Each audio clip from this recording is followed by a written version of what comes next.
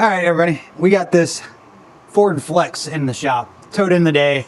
The lady said she went and had an oil change done. Not long after her oil change, the car quit running. We confirm the battery is dead. Here's why I think the battery is dead, and I'll show you here in a little bit. We'll show you a clip of it, but she's got the forbidden oil in it. It's kind of creamy, kind of mixed, kind of nasty. So we're gonna see if this motor seized up, because that's my hunch in the starter being dead. I think they're trying to start it and the motor can't turn over physically and it's killed the battery. Here we go.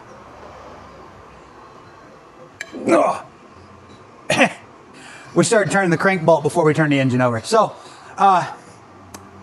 really unfortunate. You saw we couldn't turn the motor over. That was about a 3.5, 4 foot wrench. Let me show you what the oil looks like. Oh yeah. That's all coolant.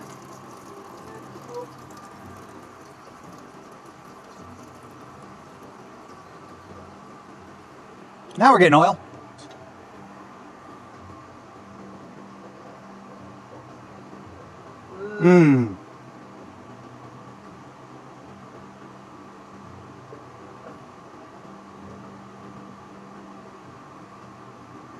It's not good.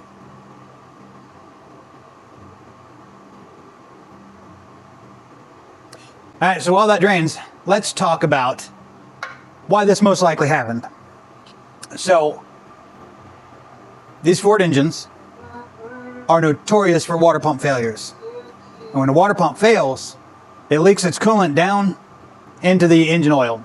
These water pumps are timing chain driven, and they fail, they leak into the oil, and you have a nasty, soupy mess.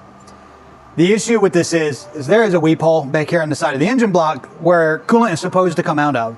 But Ford's original water pump, they put a single gasket on it.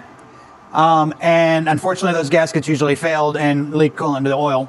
The new revisioned water pumps actually have a double gasket on it. So that way, if the first gasket fails, it'll direct the coolant back through the weep hole instead of leaking into the oil.